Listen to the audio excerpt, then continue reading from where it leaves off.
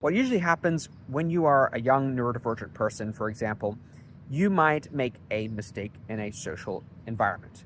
And that social mistake can be perceived by others and then used as the basis of judgment, exclusion, bullying, if not physical harm.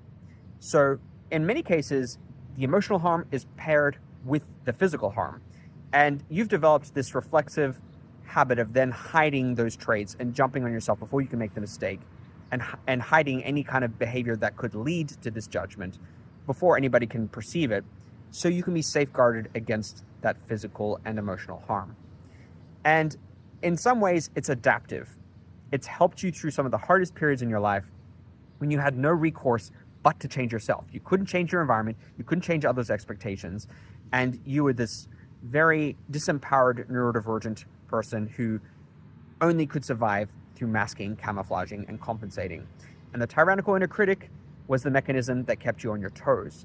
It believed that through self-flagellation, you could always be on guard, watchful of any mistake, and you could preempt it and therefore beat catastrophe to the punch.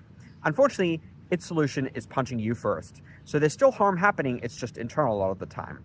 And then you grow up, you develop more control over your environment as an adult, hopefully, and you've adapted and you've survived, but you've held on to what was once an adaptive approach to these kinds of challenges.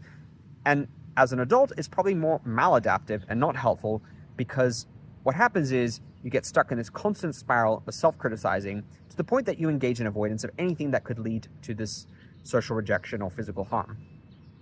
You retreat and retreat and retreat, and all throughout that, you obsess about your mistakes and you criticize yourself and you tell yourself you're a failure. You apply all these big labels that aren't very helpful.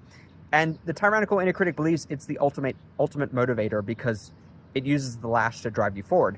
But criticism is ultimately demotivating